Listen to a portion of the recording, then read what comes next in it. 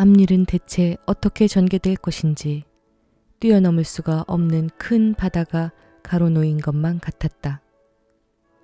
풀어낼 수 있는 실마리가 전혀 더듬어지지 않는 뒤헝클어진 상념 속으로 그대로 이인국 박사는 꺼지려는 짚불을 불어일으키는 심정으로 막연한 한 가득의 기대만을 끝내 포기하지 않은 채 천장을 멍청히 쳐다보고만 있었다. 지나친 일에 대한 뉘우침이나 가책 같은 건 아예 있을 수 없었다.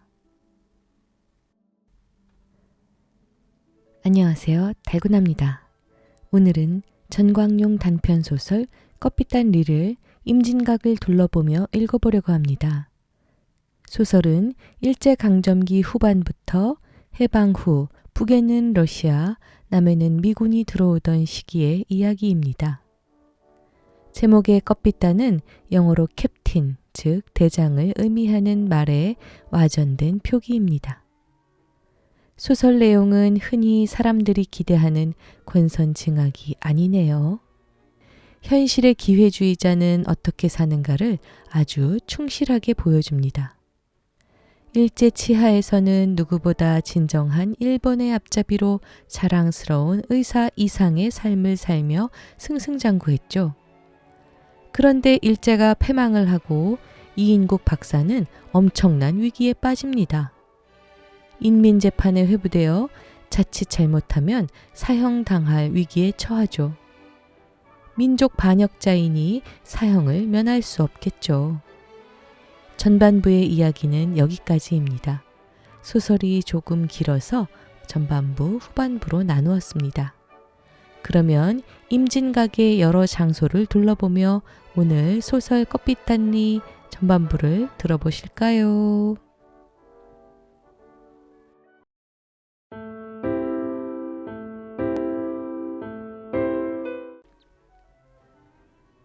수술실에서 나온 이인국 박사는 응접실 소파에 파묻히듯이 깊숙이 기대어 앉았다. 그는 백금 무태 안경을 벗어들고 이마에 땀을 닦았다. 등골에 축축이 밴 땀이 잦아들어감에 따라 피로가 스며왔다. 2시간 20분의 집도, 위장 속의 균종 적출. 환자는 아직 혼수 상태에서 깨지 못하고 있다. 수술을 끝낸 찰나 스쳐가는 육감. 그것은 성공 여부의 적중률을 암시하는 계시 같은 것이다. 그러나 오늘은 웬일인지 뒷맛이 꺼림칙하다. 그는 항생질 의약품이 그다지 발달되지 않았던 일제시대부터 개복수술의 최단 시간의 기록을 세웠던 것을 생각해 본다. 맹장염이나 포경수술, 그 정도의 것은 약과다. 젊은 의사들에게 맡겨버리면 그만이다. 대수술의 경우에는 그렇게 방임할 수만은 없다. 환자 측에서도 대개 원장의 직접 집도를 조건부로 입원시킨다. 그는 그것을 자랑으로 삼아왔고 스스로 집도하는 쾌감을 느꼈었다. 그의 병원 부근은 거의 한 집 건너 병원이랄 수 있을 정도로 밀집한 지대다. 이름 없는 신설병원 같은 것은 숫제, 비장날 시골 전방처럼 한산한 속에 찾아오는 손님을 기다리고 있는 형편이다. 그러나 이인국 박사는 인류대학 병원에서까지 손을 쓰지 못하여 밀려오는 급환자들 틈에 끼어 환자의 감별에는 각별한 신경을 쓰고 있다.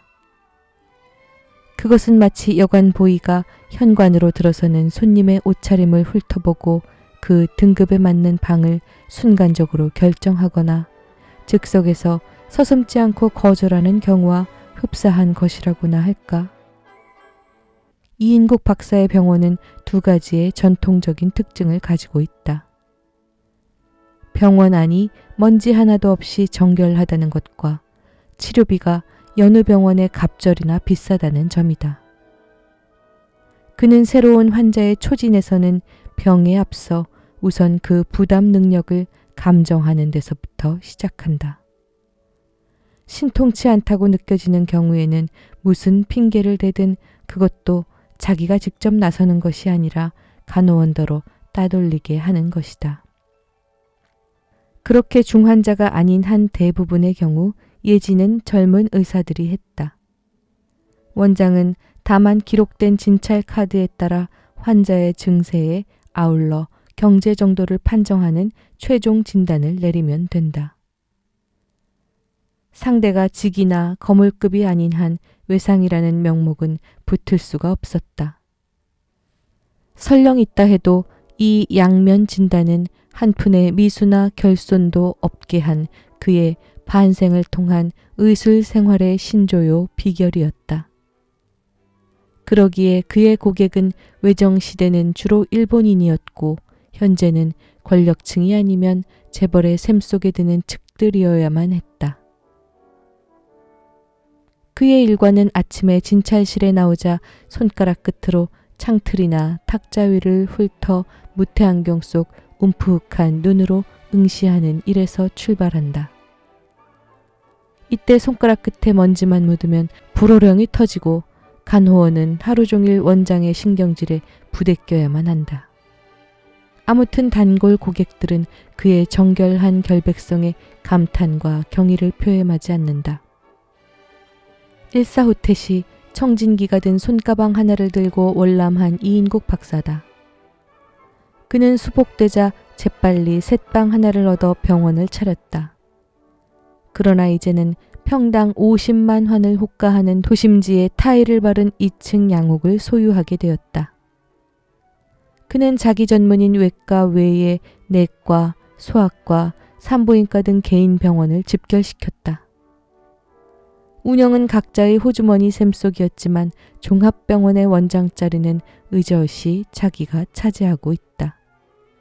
이인국 박사는 양복 조끼 호주머니에서 18금 회중시계를 꺼내어 시간을 보았다. 2시 40분. 미국 대사관 브라운 씨와의 약속 시간은 20분밖에 남지 않았다.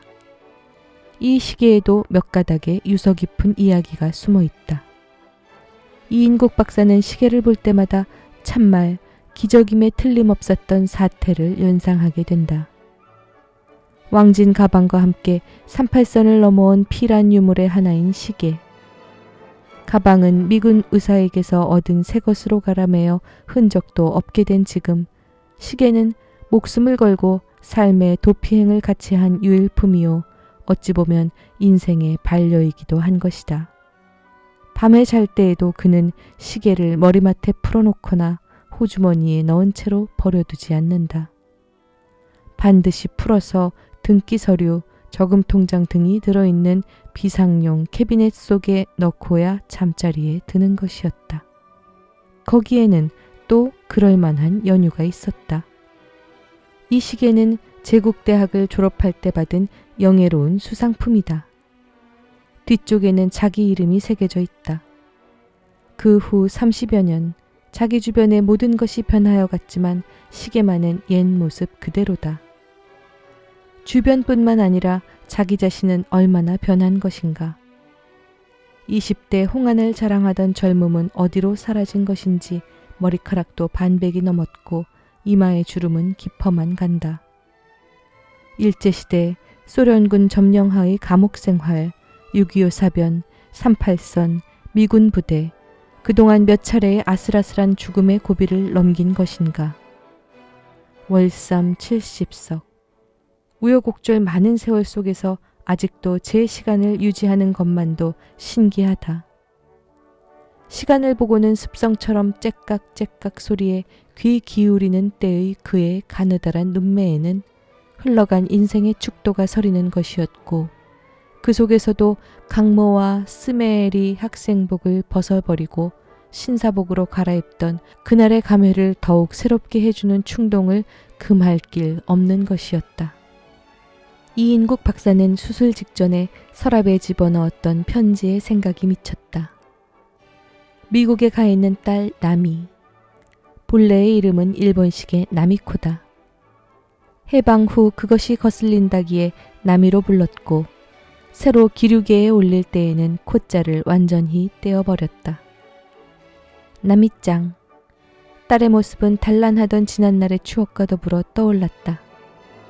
온 집안의 재롱둥이였던 남이. 그도 이젠 성숙했다. 그마저 자기 옆에서 떠난 지금 새로운 정에서 산다고는 하지만 이인국 박사는 가끔 물밀려오는 허전한 감을 금할 길이 없었다. 아내는 거제도 수용소에 있을 때 죽었고 아들의 생사는 지금껏 알 길이 없다. 서울에서 다시 만난 후처로 들어온 해숙. 20년의 연령 차에서 오는 세대의 거리감을 그는 억지로 부인해 본다.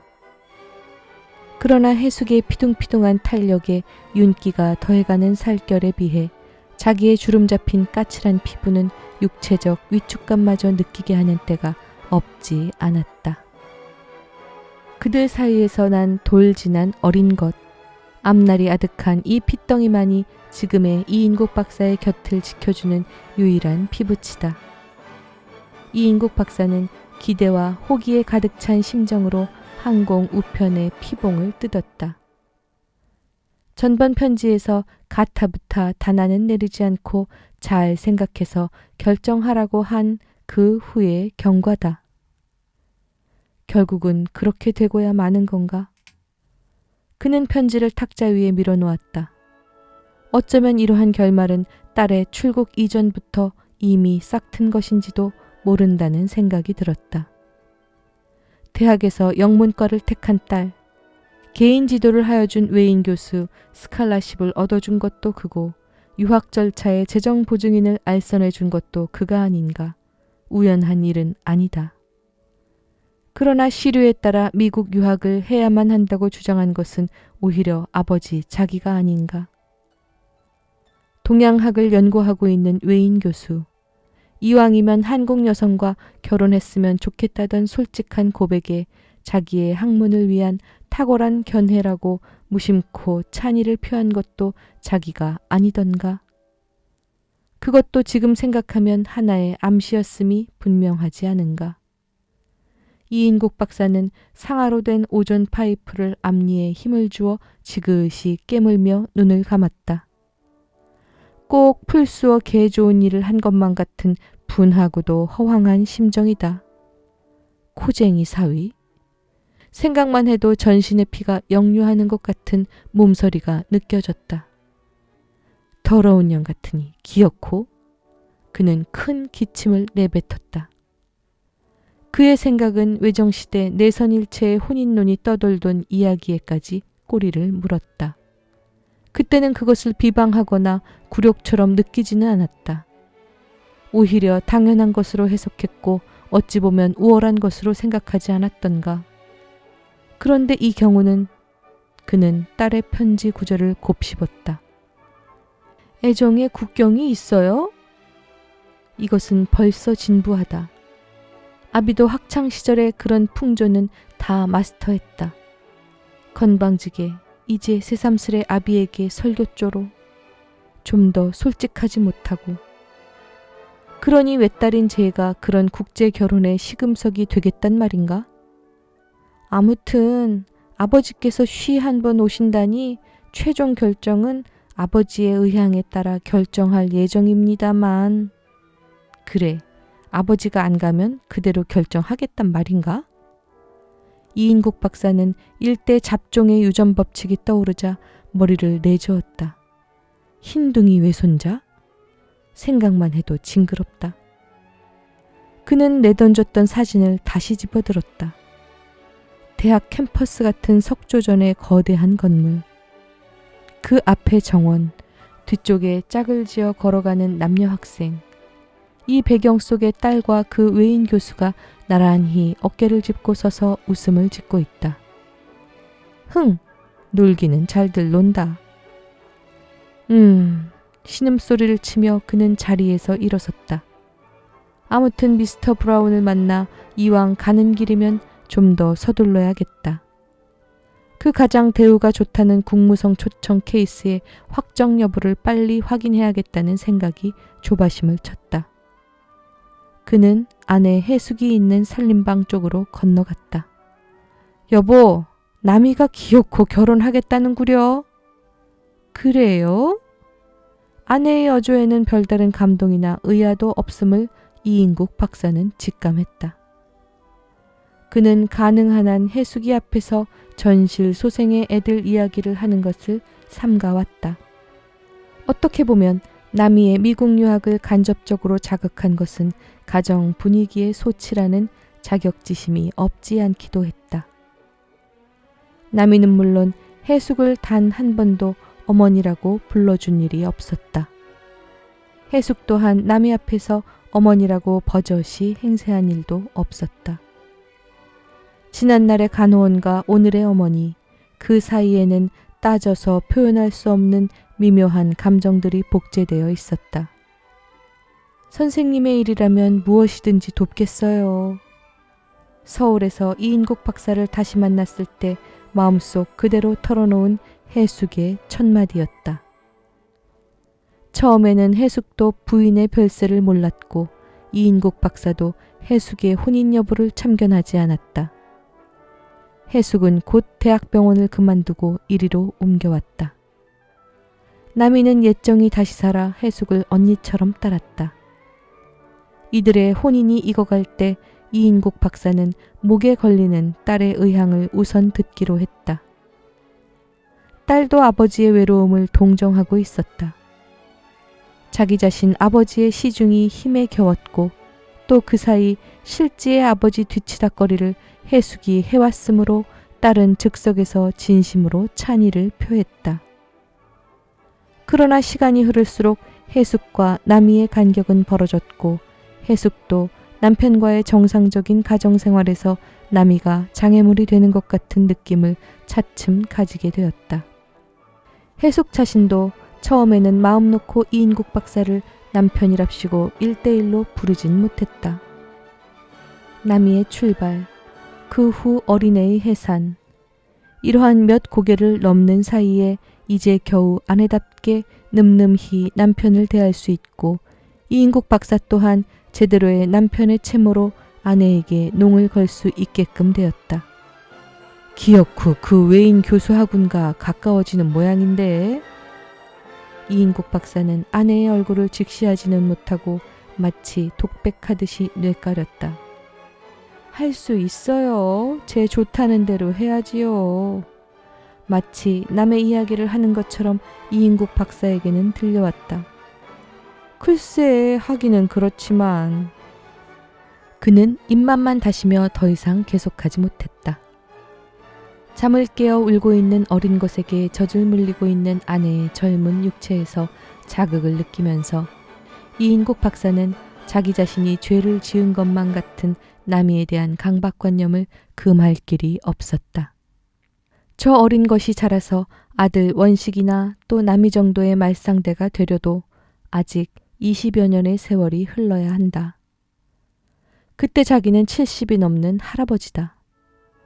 현대의학이 인간의 평균 수명을 연장하고 암 같은 고질이 아닌 한 불의의 죽음은 없다 하지만 자기 자신 의사이면서 스스로의 생명 하나를 보장할 수 없다. 마누라는 눈앞에서 나는 새 놓치듯이 죽이지 않았던가. 아무리 해도 저놈이 대학을 나올 때까지는 살아야 한다. 아무렴 때가 때인 만큼 미국 유학까지는 내 생전에 시켜주어야지. 하기야 그런 의미에서도 일찌감치 미국 혼반을 맺어두는 것도 그리 해로울 건 없지 않나.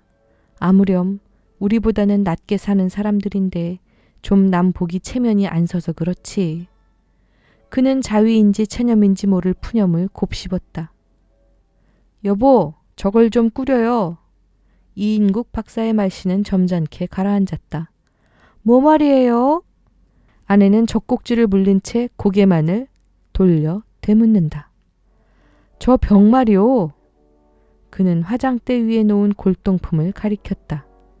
어디 가져가셔요? 저 미 대사관 브라운 씨 말이야.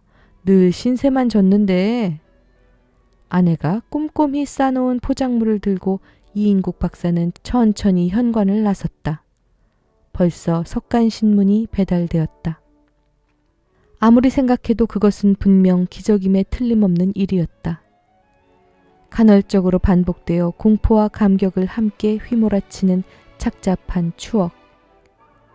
늘 어제 일마냥 생생하기만 하다. 1945년 8월 하순. 아직 해방의 감격이 온 누리를 뒤덮어 소용돌이 칠 때였다. 말복도 지난 날씨건만 여전히 무더웠다. 이인국 박사는 이 며칠 동안 불안과 초조에 휘몰려 잠도 제대로 자지 못했다. 무엇인가 닥쳐올 사태를 오돌오돌 떨면서 대기하는 상태였다. 그렇게 붐비던 환자도 하나 얼씬하지 않고 쉴 사이 없던 전화도 뜸하여졌다. 이번 실은 최후의 복막염 환자였던 도청의 일본인 과장이 끌려간 후 텅 비었다. 조수와 약재사는 궁금증이 나서 고향에 다녀오겠다고 떠나갔고 서울 태생인 간호원 해숙만이 남아 빈집 같은 병원을 지키고 있었다. 2층 10조 다다미 방에 훈도시와 유카다 바람에 뒹굴고 있던 이인국 박사는 견디다 못해 부채를 내던지고 일어났다.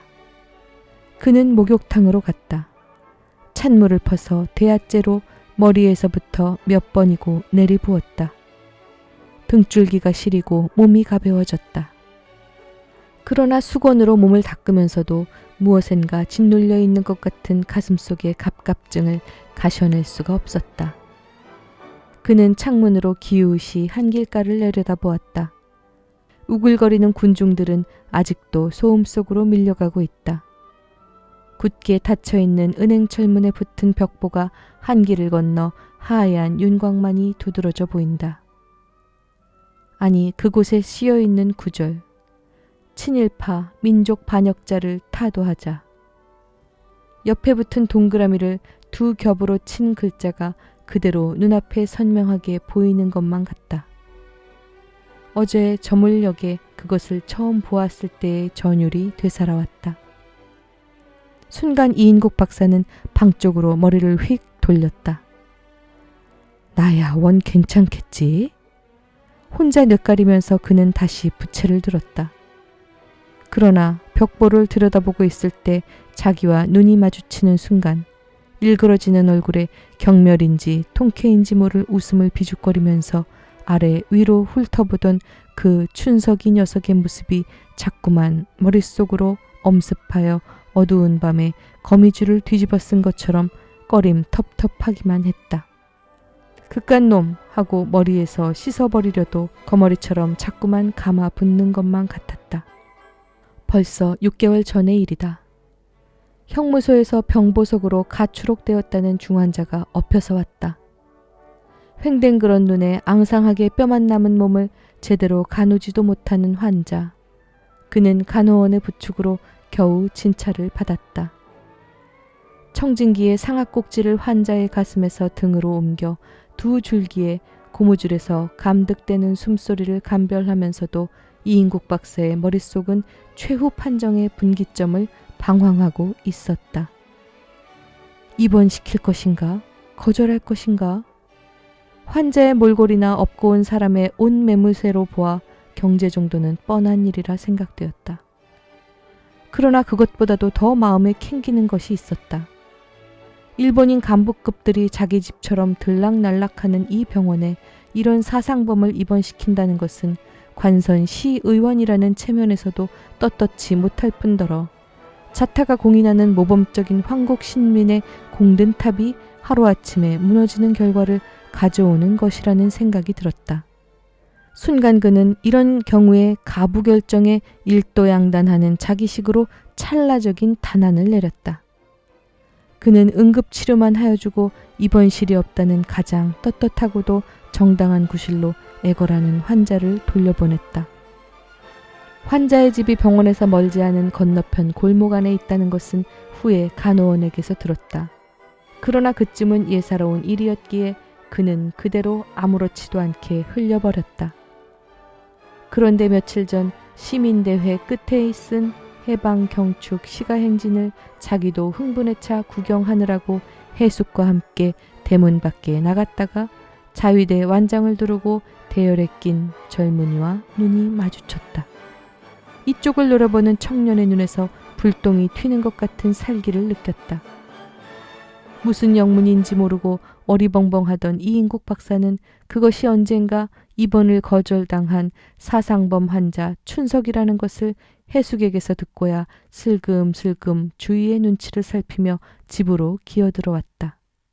그 후 그는 될 수 있는 대로 거리로 나가는 것을 피하였지만은 공교롭게도 어제 저녁에 그 벽보 앞에서 마주쳤었다. 갑자기 밖이 왁자지껄 떠들어대었다.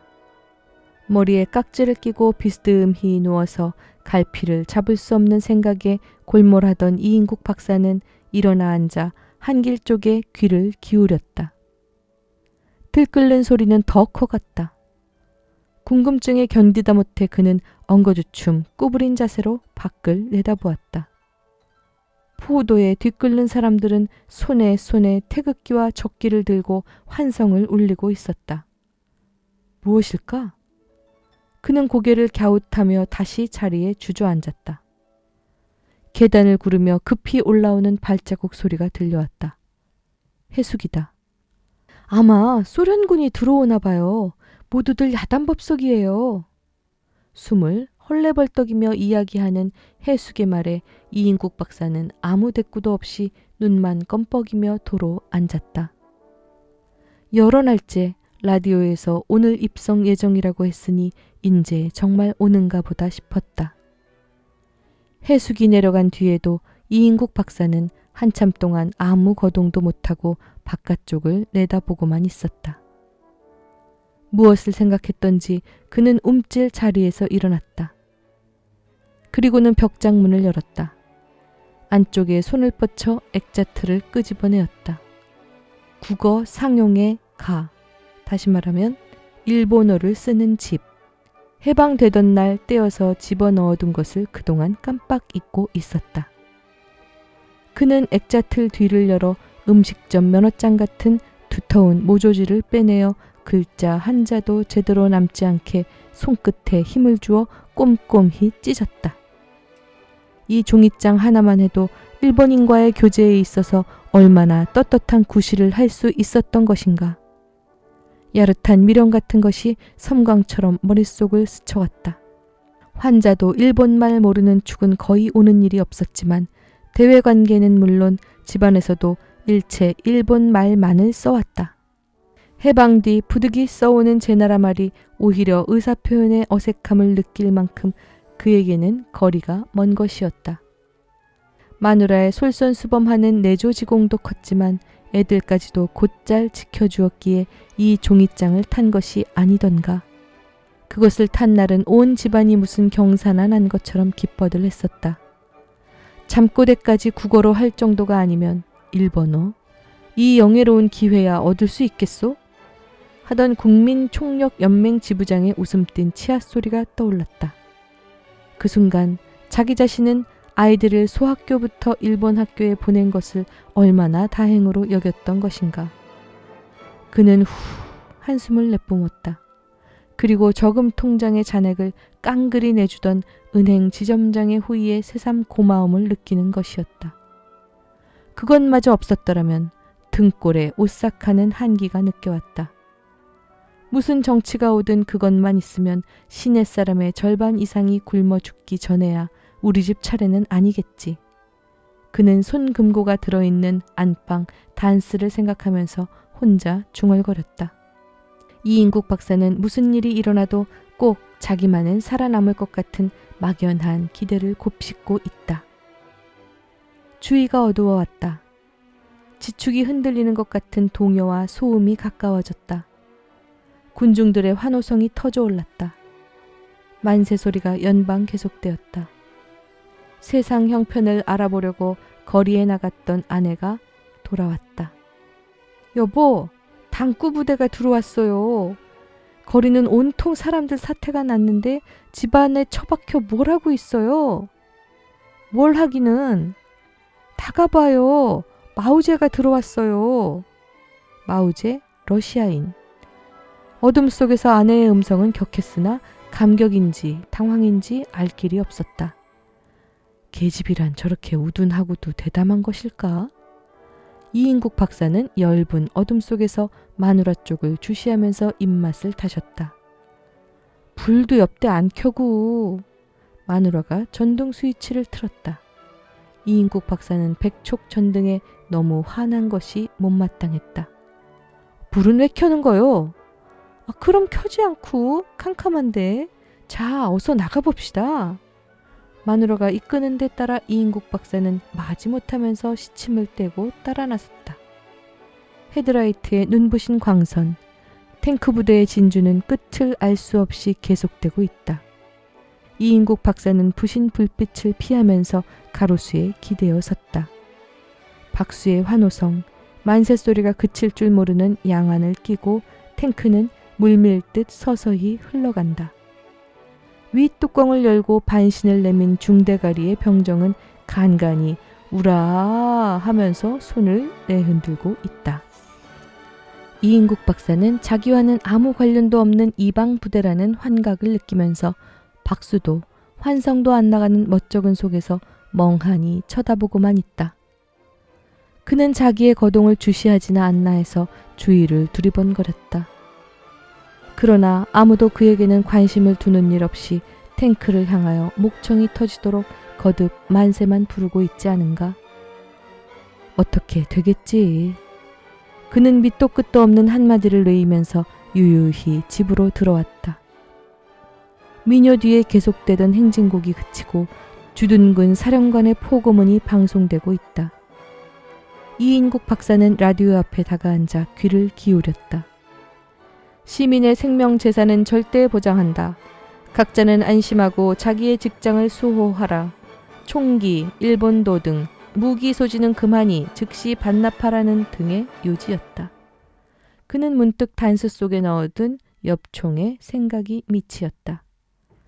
그러면 저것도 바쳐야 하는 것일까?